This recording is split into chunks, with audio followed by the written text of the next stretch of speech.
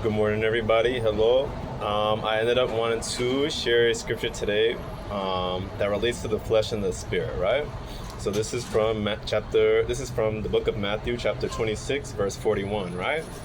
And it says, "Watch and pray so that you will not enter into temptation, for the spirit is willing, but the flesh is weak," right?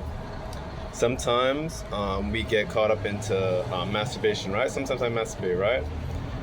Males masturbate, women masturbate. Sometimes we get lustful. We think about sex every day, right? I sometimes even like when I go to the gym and stuff like that, there's lustful temptations there. Sometimes even from going to the sauna, even though it helps my body to relax, people still get horny there and they still overstimulate and stuff like that, right? But back to the scripture that I mentioned. What we have to do is pray. What we have to do is not enter temptation. We have to understand ourselves, know our temptations, and figure out ways to avoid it, right? We cannot abuse the scripture either. It feels like we can abuse the scripture because it just seems like, okay, the flesh is weak. But somehow, in some way, we have to end up figuring out ways to strengthen our spirit, right? Strengthen our spirit so that way we know how to tame our flesh. Right?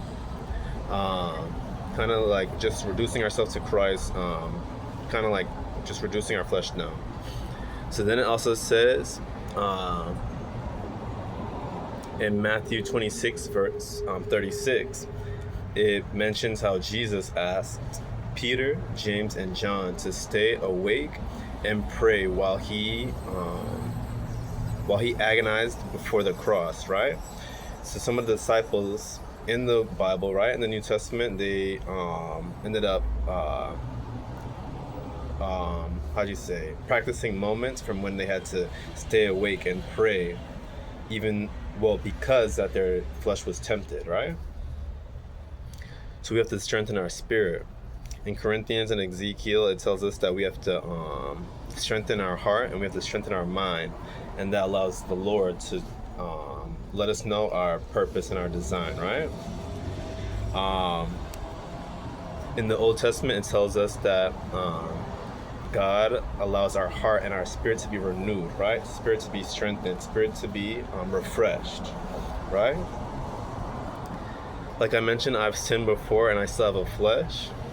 And the human person, right? Humanity in general, we just have our sin-damaged nature, right, from our design. But we inherit that genealogy because we inherited that genealogy from Adam, right? From Adam and Eve, from when they were just there having sex, but they did have instructions, and because the devil ended up tempting them, they ended up stepping away from their sins, right? So yes, this is pretty much what I wanted to mention today, right? Another scripture that allows us to increase our spirit is in Ephesians chapter 3, verse 16, right? That allows us to strengthen our spirit. It allows us to strengthen our inner being. It allows us to be more conscious. It allows us to be more wise when we consider our decisions. Right? And in Hebrews, it tells us that it's okay to fellowship. It tells us that it's okay to encourage one another, right? It tells us that it's okay to have conversations. It tells us that it's okay to have a different view of humanity, respect humanity, right? To have a different perspective. Regardless of background and different cultures, we still have to understand that at the end of the day, we're all human, right? But it's just a reminder for me today because I do get tempted and I end up liking what I like and stuff like that. We have to be careful and make sure that you still respect your body because sinning, such as masturbation, does affect your body, right? And your mind. So that's what I wanted to share today. Just how I avoid sexual temptation.